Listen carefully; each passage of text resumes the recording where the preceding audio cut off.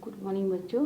हम अध्ययन कर रहे हैं छत्तीसगढ़ भारती के पाठ 6 जो मैं नहीं बन सका, जिसके लेखक है डॉक्टर ज्ञान चतुर्वेदी। आगे बढ़ने से पहले पाठ का परिचय।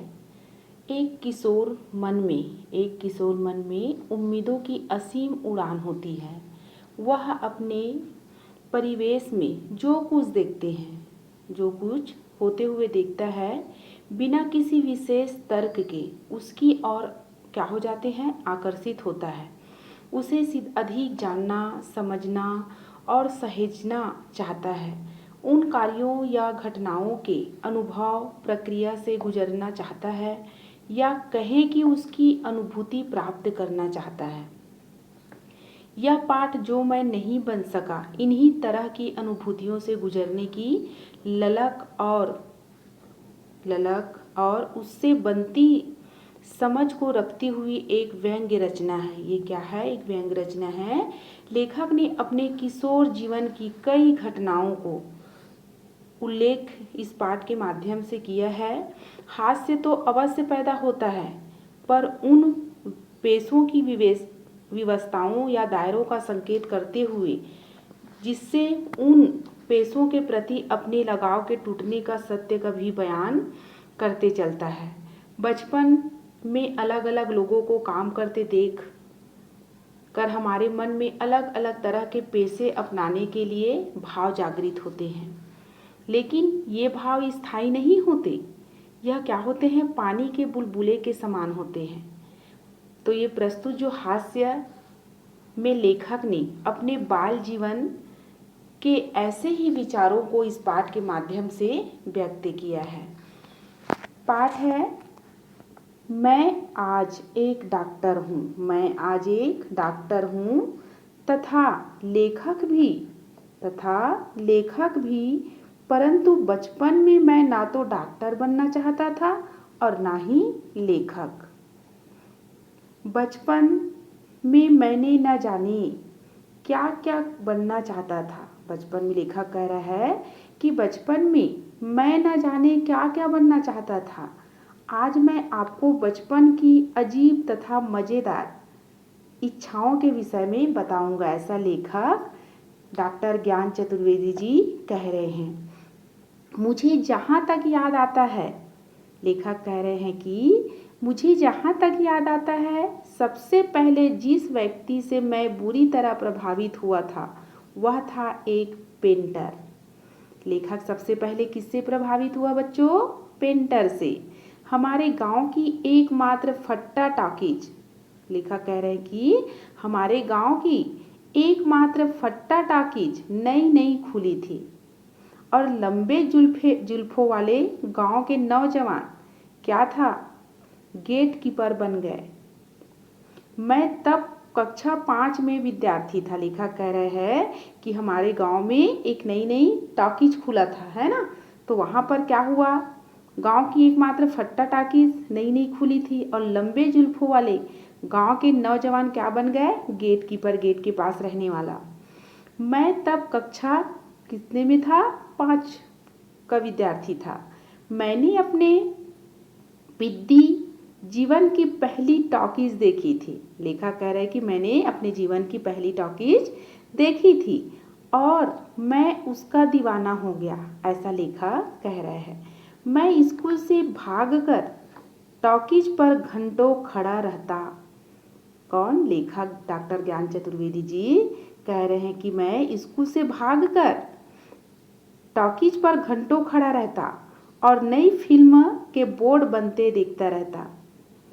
तब मैं गेट कीपर के अलावा जिस हस्ती पर कुर्बान था वह फिल्म का बोर्ड बनाने वाला पेंटर। फिल्म हर 2-3 दिन में बदल जाती थी, सो पेंटर लगभग प्रतिदिन वहां बैठा पोस्टर बनाता रहता था। फिल्में तो 2-3 दिन में क्या हो जाती थी, उतर जाती थी, लेकिन जो पेंटर था वह बैठकर क्या करता था, पोस्टर बनाता था। मैं उसकी किस्मत पर रश्क करता और सोचता कि मैं भी बस जीवन भर क्या करूँगा, बोर्ड बनाऊँगा। ऐसा लेखक सोचता है बचपन में। क्या मस्त जीवन है। लेखक कह रहा है कि क्या मस्त जीवन है। बोर्ड बनाओ और दिन भर टाकीज पर रहो, ऐसा लेखक सोच रहे हैं क्योंकि वो बचपन है। परंतु बाद में मैंने उसी पेंटर को टॉकीज के मैनेजर के सामने 10 रुपये एडवांस मांगने के लिए गिड़गिड़ाते हुए देखा। लेखक कह रहे हैं कि बात तो तब हुई जब मैंने टॉकीज के मैनेजर के सामने 10 रुपये एडवांस के लिए किसको, पेंटर को गिड़गिड़ाते हुए देखा। तो उस दिन से मेरा भ्रम था वो उसके विषय में क्या हो गया, टूट गया। सबसे पहले लेखक क्या बनना चाहता था, पेंटर बनना चाहता था, किंतु पेंटर को मैनेजर के सामने 10 रुपए के लिए गिड़गिड़ाते हुए देखता है तो जो लेखक है उसका क्या हो जाता है, पेंटर बनने का जो भ्रम था वो क्या हो गया, टूट गया। मैंने तय किया, अर्थात लेखक ने तय किया कि मैं पेंटर नहीं बनूंगा।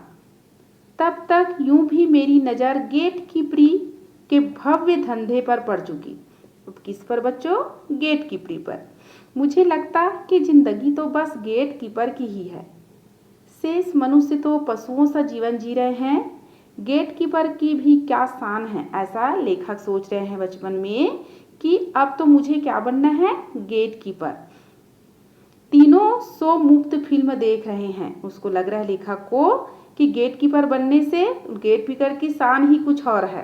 क्यों, क्योंकि तीनों जो शो होता है उसको वो क्या कर रहे हैं, मुफ्त में देखते हैं, ऐसा लेखक सोच रहे हैं। मुझे यह बात किसी ईश्वरीय वरदान की भांति लगती थी कि कोई मनुष्य 300 रोज फिल्में देखे। मैंने तय कर लिया कि मैं जीवन में गेट कीपर, लेखक कह रहा है कि मैंने तय कर लिया कि मैं जीवन में गेट कीपर बनकर ही रहूंगा। इधर मेरी पढ़ाई चौपट हो रही थी, उधर मैं फटे हाल सा बनकर स्थानीय लक्ष्मी टॉकीज के मैनेजर से मिल रहा था। उस बेचारी ने मुझे अनाथ समझकर शाम वाले शो के लिए गेट कीपर रख लिया। किसको, लेखक को। उस बेचारे ने मुझे अनाथ समझकर क्या कर लिया, शाम वाले जो शो होता है उस पर लेखक को गेट कीपर के रूप में नौकरी दे दिया। दूसरे दिन ही जिस आदमी का पहला टिकट मुझे फाड़ने का अवसर मिला, लेखक कह रहा है कि मैं गेट कीपर तो बन गया, किंतु दूसरे दिन जब मुझे टिकट फाड़ने का मौका मिला तो वे कोई और नहीं, स्वयं मेरे पूज्य पिताजी थे, अर्थात लेखक के पिताजी। उन दिनों पिताजी के बीच अपने बच्चों को पीटने का जबरदस्त रिवाज था। उस समय कैसा था कि जो पिताजी हैं उन लोग अपने बच्चों को क्या करते थे, जबरदस्त पीटने का रिवाज था, ऐसा लेखक कह रहे हैं। पिताजी ने मुझे मारा, मैनेजर को भी मारा और 2 गेट कीपरों को भी मारा और मारते मारते मुझे घर ले आए। किसको, लेखक को। टाकीज का मैनेजर मेरे पिताजी से क्षमा मांगता रहा।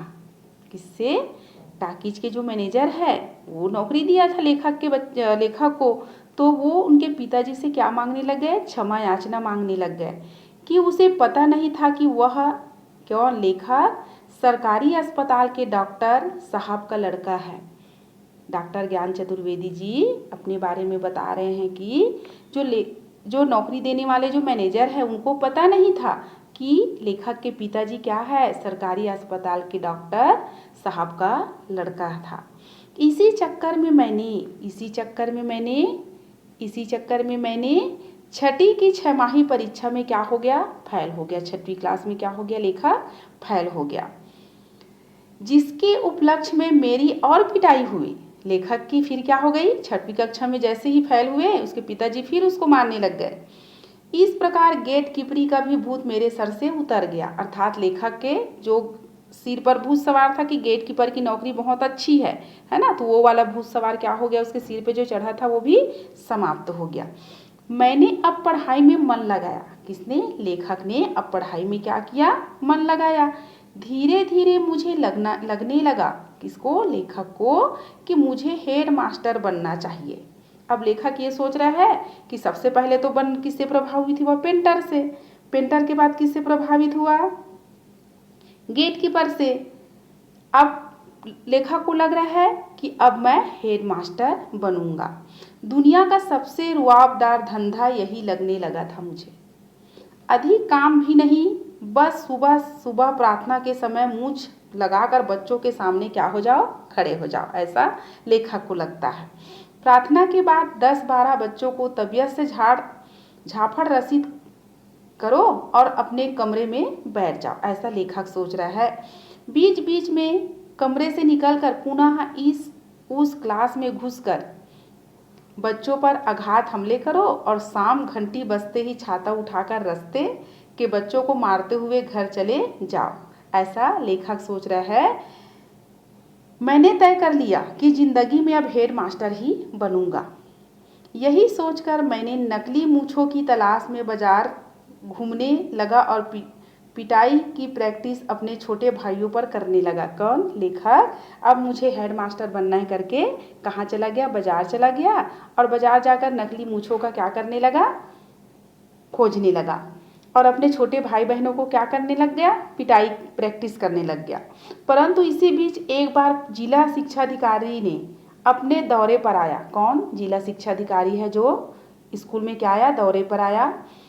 अपने दौरे पर हम लोगों के सामने ही, यानी लेखक के सामने, बच्चों के सामने ही जो हेड मास्टर है साहब को ऐसा फटकारा कि मेरा सारा उत्साह क्या हो गया? भंग हो गया।